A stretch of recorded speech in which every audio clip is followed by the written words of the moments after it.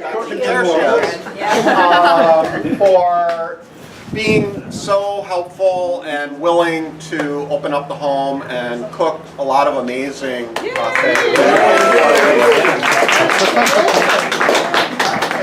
And people think that I'm involved.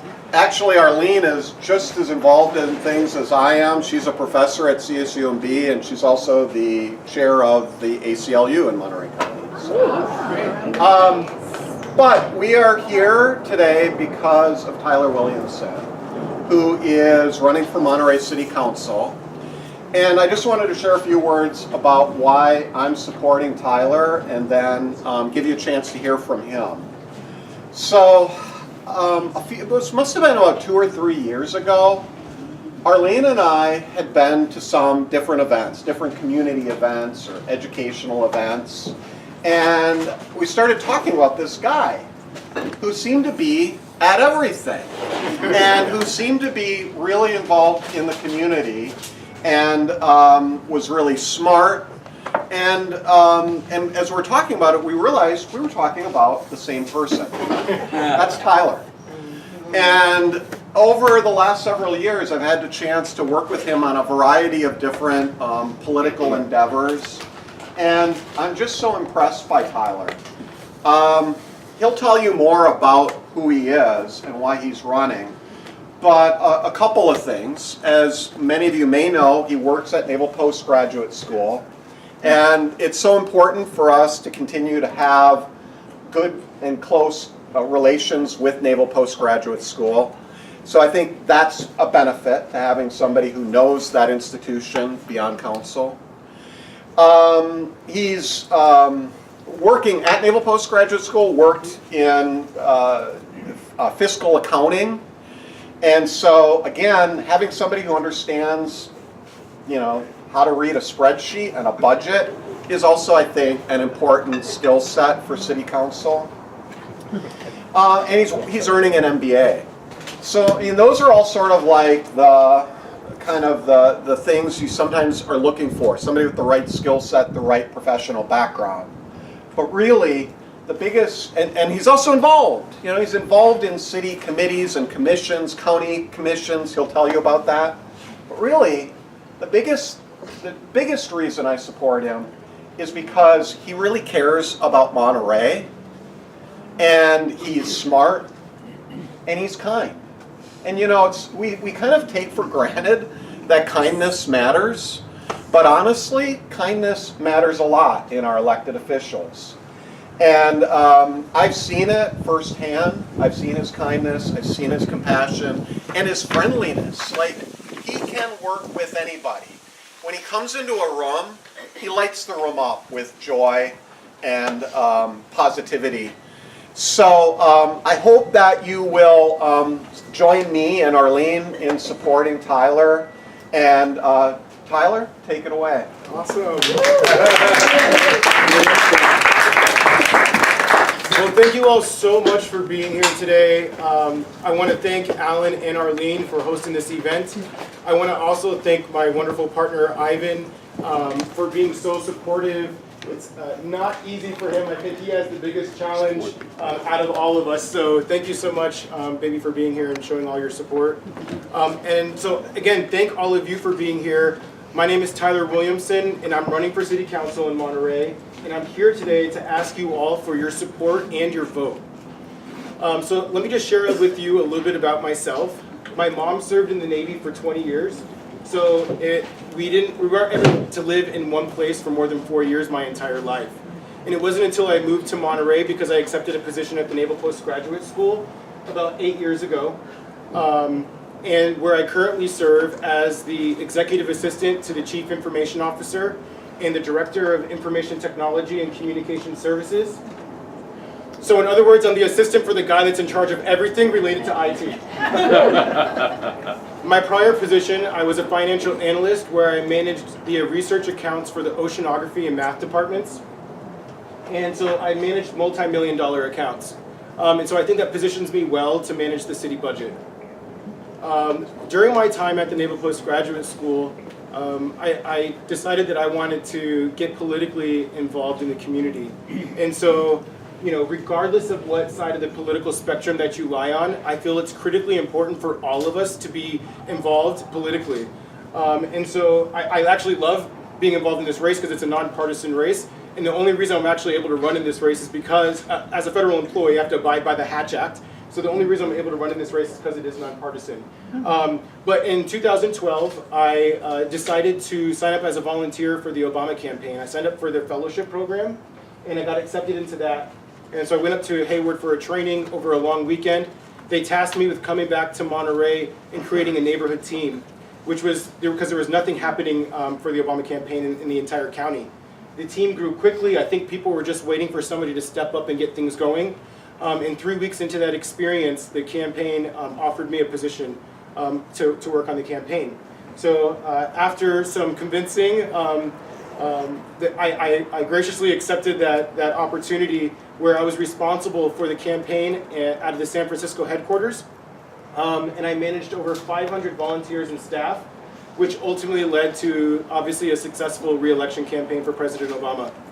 And so I used my community organizing skills from working on the campaign to come back down to Monterey, and I founded what's known as Monterey Peninsula Pride, which we held our inaugural Pride event last year on the Peninsula. And in this past spring, we got our nonprofit status, and we held our second Pride this past summer. And so our goal with that is to provide a resource for the LGBT community, because there's literally nothing that's happening right now for the LGBT community on the Peninsula. Really big on community organizing. So now that you know a little bit about me, let me share with you the things that I'm running on. So we're looking at water, housing, transportation, and transparency. So housing is the one that's closest to my heart. I've been homeless before myself. And luckily, my partner, Ivan, and I were able to buy a home together last year. We live over on Spaghetti Hill. So having been on both sides of that experience, I just feel that everybody in Monterey deserves those same opportunities. So what we see now is about over 50% of the people that work in Monterey cannot afford to live here. So we're creating a system where we're pushing people that actually are residents of Monterey further and further away just to come here to work. So what sense does that make, right, when we're putting more cars on the road, particularly during car week? So never mind the environmental impacts of all the cars that we're putting on the road. But just imagine if we were able to develop more homes on the Peninsula, people would be more incentivized to bike or walk to work. So we would get more cars off the road in that aspect. I've been walking and knocking on doors for over a month now in Monterey. And one thing that I tell parents is you're paying a lot of taxes to a community that your children are not going to be able to grow up in after they graduate high school, or even if they graduate college here, unless you're okay with them living in your house into adulthood, or you're wealthy enough to help them find a place of their own. And I've heard a third thing, which this isn't for me, this is from when I knocked on doors and talking to parents. They say, or when they say, or I die and they inherit my property, right? So, but it's true. There's limited ways for youth to be able to find ways to live here, and so particularly being a millennial, it affects our generation more so than anybody else. So the state has come up with what's called the Regional Housing Needs Assessment, RHNA goals, and so AMBAG has decided, they broke up for all the Tri-County area, how much each local municipality needs to help meet our regional RHNA goals. And so the whole point for RHNA goals is to make it easier for developers to come in and do their job, because right now there's a lot of bureaucracy that they have to go to in order to develop. So that increases their cost, and it increases the cost for the entire community. So we're making it difficult to actually develop affordable housing. So the state came up with the RHNA goals. The RHNA goal for Monterey is 650 units. So between 2014 and 2023, the city of Monterey is supposed to be planning for the development of 650 units. And if we're able to do that, we get additional funding for housing from the state. So it would only make sense for us to be able to meet our goals. Supervisor Mary Adams, because of my leadership on housing, Supervisor Mary Adams has appointed me to the Housing Advisory Committee for the county. And so they meet bi-monthly, And ever since I was appointed, I've only been to one meeting because there's just not a lot going on. There's not a lot of energy there. And so I'm hoping that with some of the ideas that I have and that I've been working with folks in the community, that we can re-engage them and start getting us to meet on a more consistent basis. But I think something that's particular about me being on the Housing Advisory Committee in relation to housing, it's a regional issue. It's not something that just ends at the borders of Monterey. And so it doesn't make sense for us to be trying to focus on these things in our own little silos in our each own city councils. And so one of the things I'm working on is, I know candidates that are running in each city on the peninsula, and we're trying to develop a coalition so that way we can work together on developing a regional strategy around housing. I'll end my piece about housing with sharing with you a story. Through Congressman Jimmy Panetta, I met a gentleman by the name of Jason Asmus. He's a Monterey resident, and he was renting a small apartment, and his daughter's room was a small little portion of the kitchen. It had a sheet that would block off a space for her room. And so he applied for the affordable home buying program through the city of Monterey, and fortunately was selected for that. And he was able to buy a home, he just moved in, for $188,000. And so because he feels so fortunate and he's so thankful for that opportunity, he's now motivated to give back to the community that's given so much to him. And so him and I have connected, and we're working together on developing a community-based organization where community members can get involved in relation to community organizing on housing-related issues. So that way we can have people show up to planning commission meetings and city council meetings so that our representatives are actually hearing from the people that live here. So that's it for housing. We can't talk much about development though on the peninsula if we don't look at the water issue. So being a millennial, I'm particularly looking at a long-term sustainable solution for our water supply. And I think the first step in that process is trying to figure out this battle between going public or staying private. So there's an initiative on the ballot in November that will require the Water Management District to do a study to see if it's economically feasible to go with the public water option. If the study comes back and it shows that it's going to save you and I as ratepayers money, then and only then would it require the Water Management District to pursue a public water option. So I support that initiative because I feel that it gives us as residents a voice to decide to look at the data, look at the facts, and decide which way would be best for us to move forward together. So I spoke about the transportation piece in regards to housing, right? I don't think it necessarily solves the issue, but I think that if we can get more folks to live here on the peninsula, it will help reduce the amount of traffic that we're experiencing on the roads. The last piece here is transparency. So I sit on the Architectural Review Committee for the City of Monterey, and I think that one thing that the city could do a better job of is being intentional about the people that we place on our city commissions to make sure that they're representative of the people that actually live here. So I give the Planning Commission as an example. The Planning Commission is all men. That's just not representational of our community, and so I think we could do a better job there. A second piece is the City Council decided 3 years ago to allow a process that was partially in closed session, which was the contract negotiations, and partially in open session, which was public input, and then for a public vote. Well, they decided to make that entire process in closed session because they thought that it would stop community members from fighting with each other on this issue, which it didn't really work. Because now those folks aren't only upset that they're not getting what they want, but they're even more upset that they can't have their voice heard on an issue that's important to them. So I feel that nothing should be in closed session unless it absolutely has to be according to the law, like contract negotiations, like personnel-related issues, and particularly about things that are in closed session. The community deserves, they have a right to know what those decisions are that are made during closed session. So I do want to point out one thing that Alan was talking to in regards to me working at the Naval Postgraduate School. So one of the things that I do for the CIO at NPS is I help organize an organization called Monterey Peninsula CIO Council. And so what that is all the CIOs from across the peninsula, NPS, the City of Monterey, the County of Monterey, Montage Health, because IT is such a critical component of any organization, but for our entire region, it's so critical of how we move forward. And so there's a gentleman by the name of Mike Clancy. He is the military affairs person for the city of Monterey. He's also included in those conversations. And a big thing that we're talking about in that group is Team Monterey, or what is the name of that other organization? Military communities? Yeah, it's the one that basically pulls all the military installations. Thank you, Monterey Bay Defense Alliance. And so one thing that we're looking at there is developing a strategy of being prepared for a potential BRAC if and when that occurs, right? So right now we look like we're in a safe place.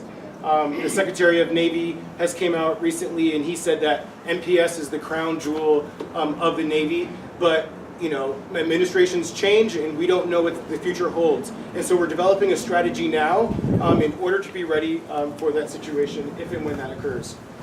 And so I will just end with another thank you to Alan and Arlene. Thank you so much for your support in hosting this event and bringing everybody here together. And I can't end without thanking you all for being here. And I'm just hoping that I can have your support and your vote in the election this November.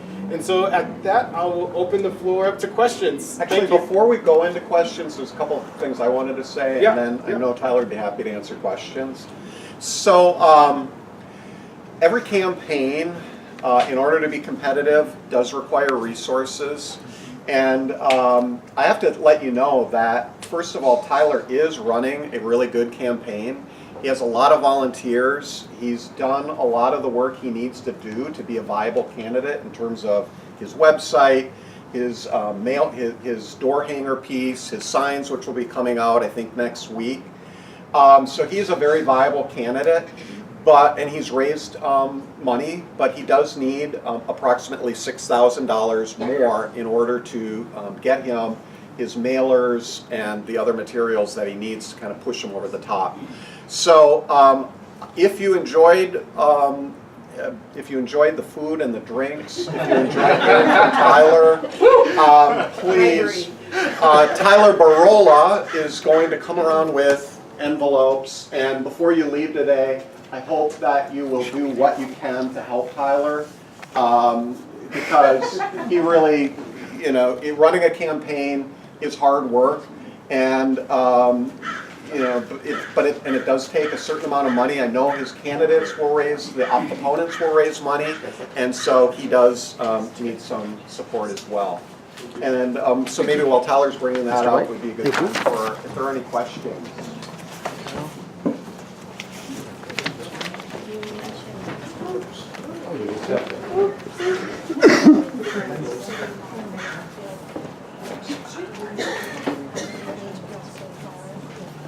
Yeah, so the question was in regards to our current status as far as meeting our RENA requirement.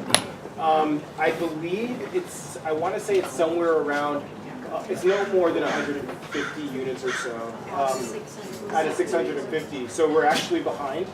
And I think one thing that I actually didn't point out, that was a good question, I'm glad you asked that. I think the one thing that's important about the housing issue is that we need somebody that's going to take leadership in relation to housing. And so it's not enough just to say we're going to approve, you know, we support affordable housing, we're just going to approve whatever project comes in front of us. You need to get people involved in the community, you need to get their input, right? So folks are concerned about whether it's going to be in their community and what, you know, is it going to be 3 stories, what, you know, so you need to be out front, you need to lead. And so I'm really looking at pushing forward and making sure that we meet our RENA goals. So. Man, I said everything correctly. Yes, sir. So a year or so ago, there was a lot of contention over the leases on Fisherman's Wharf. Yeah. Can you give us your opinion about that? Absolutely. So just for the folks that didn't hear the question, he was just asking my opinion in regards to the leaf horses, the wharf leases. There you go. Haven't eaten yet, so. Wharf lease wars? So I have heard a lot of different opinions about the wharf leases, and the argument that I hear from those that support the businesses on the wharf in regards to keeping low the leases low has been that those are local businesses. And we don't need to be creating a space where we're pushing small businesses out of Monterey. And I definitely agree with that. I was kind of on the other side of the fence before I heard that opinion, and I was like, huh, that's a really good point. But then I talked to a lot of other small businesses in Monterey, and they're saying, well, what about us? And so I want to create a system that when we are trying to create fairness for everybody. So if we're going to do something for the businesses in the wharf, we should do something for all the small businesses to make sure that we can retain them. So, you know, I'm not sure of quite what the solution is in regards to the wharf leases, but I am all about fairness, and I want to make sure that, you know, the bike shop that's across the street from MPS is treated the same way that the businesses on the wharf are, which those businesses, out of all the small businesses on the peninsula, they're doing pretty well for themselves. So, yeah, I would like to see those negotiations or that whole process transparent to the public. I think we would all understand better what's transpiring if it wasn't behind closed doors. Absolutely, absolutely. And one of the things that I've heard happening in the community is looking at an ordinance that would require any elected official, any city council member that receives a campaign contribution over a certain dollar amount, that they recuse themselves if they've received a donation from somebody that is in regards to that issue. So I'm in support of something like that. You know, I think it's important for elected officials to be managing themselves and making sure that the system works effectively so that it's fair. I hope one of the things that you all walk away with is that I want to create systems that are fair and equitable. So that kind of begs the question about campaign finance reform, and I'm actually a PG voter, not in Monterey, so I'm not sure what the rules and so on here are in Monterey, but I know PG did pass campaign finance rules and the limits and such like that. I don't know what the state of that is in Monterey or your take like that. I was sort of assuming, as Alan gave his pitch to donations for you, that your campaign finances are very clean. Sure. Yeah. So. What are the rules of that in Monterey now? So there are no campaign contribution limits. In Monterey So you at can all. give me $2 billion if you like. If anybody has the type of money, I would take it. And I would use it appropriately, right? So, Theoretically, be taking Housing for everybody. you know, call grant. yeah. So yeah. So it is on my website, but I am not accepting any contributions from corporations. You know, I'm here to represent the people that actually live here in Monterey, and so. It's a people-driven campaign. I will accept contributions from individuals, but not corporations. So is that something to see in the, maybe Alan might It be a is little more something you see. experience? No, I know that, but I meant having some kind of campaign finance rules in Monterey. Is that I don't want to something take over the that's going I don't want on? to take over the station value, but yes, I've tried a number of times to get the council to take up campaign finance for the city, and there's not been any traction. No one else was interested. Okay. I mean, There's a reason for that. There's a reason why they're not interested in addressing it. I mean, as much as I can, I will. Can't play fairly. I'll push for that. I mean, I think it's only fair for to give the people that actually live here a larger voice. And when corporations are spending unlimited amounts of funding into campaigns, they're buying out candidates. So I won't be bought out by anybody except for the people that actually live here. So. Maybe we have any questions for them. Yeah, go ahead, Esther. Yeah, absolutely. So I'm gonna get up here and lend my support to Tyler, who has had it since day one that I met him. A lot of you are here because I invited you to this, because I wanted you to get to know Tyler is our first real candidate that would be a change for Monterey in the sense that, you know, no offense to Alan, but it's all men up there now. We lost the 2 women that we had for a while. There's no diversity. The last campaign, which going kind of towards to what you were saying, the finances were very out of balance, and the candidate that won had a lot of name recognition and I think almost at least 5 to 6 times the amount of money raised because he could compared to the other 2 that were running. So I kind of want to tell you a little bit of the work I've been doing with Tyler, if you have a few minutes to indulge me, because I did invite some of you here, so it's probably a good thing for you to know why. But I started a group called Monterey Peninsula Renters United a couple of months ago, and we are basically the voice of workforce housing. And we've been trying to get the council to address the issues of the workforce. It's a complicated issue, all of these housing issues are. But we as a group are coming out and supporting Tyler and all the new candidates in this coalition that he mentioned, because we need to start talking about, well, first of all, we need to start doing more and talking less, but we have to approach it as a regional issue.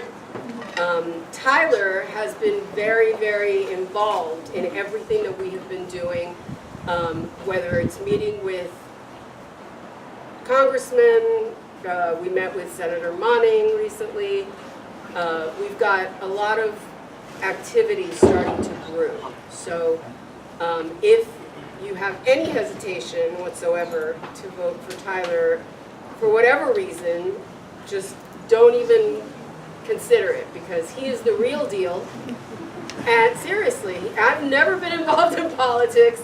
I am a big voice, you know, with the council. I don't know if they hate hearing from me, but they're tired of hearing from me. And it's really time for us to have some real representation for the middle class and the millennials and for the future of the city. The city has to be thought about in a way that it is not just for the people who have been here for generations, but for the generations coming in the future. And Tyler is really our best hope for that. So I would love to see a lot of you not only vote for Tyler and support him, but also understand that a way that we can help Tyler, similarly to the way the last election was won by one of the people that ran, is consider the fact that just because you have 2 votes, and I just learned this myself, and everybody I've told this has the same reaction. You have 2 people running for council. There's a 3rd person that's running for mayor. Do not confuse them. Okay, so basically you have 2 votes if you're running for council. If you're voting for council. By voting just for Tyler, you increase his numbers without increasing the opposition's numbers. So personally, I am telling everybody I know this, because I learned it very recently from a group of people that have been involved in this many more decades than I have. And when I thought about it, it blew my mind. So nobody here is going to come out and say it that is in Tyler's camp, because they can't, but I can. Well, and what I'll say is, like, I hope everybody just votes their conscience, like, you know, vote the way that you feel like is best.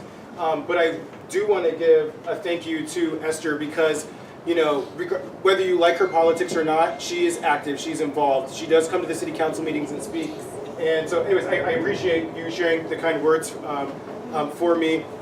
One thing that she was saying too made me think, I want to be accessible to folks, right? So we may not necessarily agree politically on an issue, and I'm not necessarily set in my ways as far as thinking about even the issues that I discussed. I'm open to listening and having a conversation. So if you haven't been able to grab it yet, I have some postcards. I think they're at the front. Tyler, where's Tyler at? They're right here. I think there's some postcards there. They have my website. My phone number is on there, so please do not hesitate to contact me if you have any questions or concerns and you want to talk further. I don't want to stop if there's any more questions either. So I wanted, if I might, I wanted to also introduce another candidate in Monterey. This is Amanda Whitmire, who is running for school board in Monterey Peninsula Unified School District. Amanda is a parent at Monte Vista, and she's also a research librarian at Stanford. And so Arlene and I both are also supporting her, and would like to just encourage you, after we stop sort of the formal talk and talk one-to-one, to talk to both her and to Tyler. Is there any last questions before we kind of wrap this part up? Thank you, Bob. So Bob is holding up a sign. So I will say the core of what is how my campaign functions is actually going out and knocking on doors, right? So I think, as Alan pointed out, I'm probably not going to raise as much as my competitors. Still need some funding to make things operate. But next Sunday, I'm having a campaign canvassing kickoff, trying to get as many folks to come out. And so if you're not able to yourself, I hope you can just help spread the word, especially if we can get some younger folks that are able to walk the hills. We're going to be going over to New Monterey and trying to knock out New Monterey and just kind of help spread the message. So next Sunday, there's some flyers here. All right, thank you all so much. Thank you, everybody. Again, there is Thank you so much. still plenty of drinks, plenty of food.